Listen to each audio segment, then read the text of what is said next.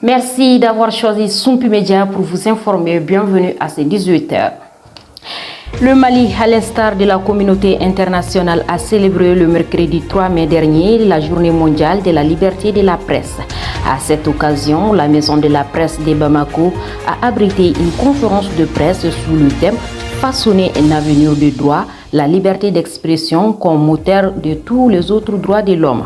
Le président de la Maison de la presse, Bandjougou Dante, a saisi l'occasion pour inviter le gouvernement malien à respecter ses engagements.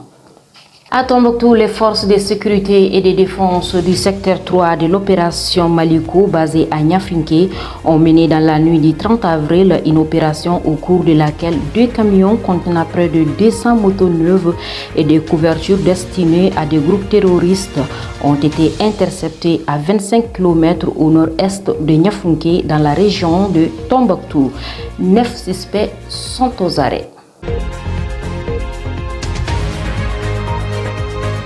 L'actualité hors du Mali au Burkina Faso suite à l'attaque perpétrée du 20 avril courant contre le village de Carman dans la province de Yatanga, nord du Burkina, qui a causé 136 morts. Le gouvernement burkinabé a rejeté le terme génocide utilisé par la communauté économique des États de l'Afrique de l'Ouest, CEDEAO, pour condamner l'attaque de Carman menée par des hommes en uniforme militaire. Partons au Tchad. Après l'apparition signalée de groupes rebelles dans le sud, le gouvernement de la transition annonce l'installation d'une base militaire qualifiée d'extrêmement robuste à Gouré, près de la frontière avec la Centrafrique.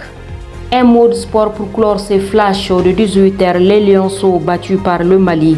C'est un Mali à 2 visages qui a battu le Cameroun sur la pelouse du stade 19 mai 1956 à Annaba. Pour leur premier match dans la compétition, les Lions indomptables ont assuré leur qualification en quart de finale de la CAN U17 en Algérie 2023. C'est la fin de ce flash. Merci d'avoir été des nôtres. Surtout, n'oubliez pas de vous abonner. À très bientôt sur Sumpi Média.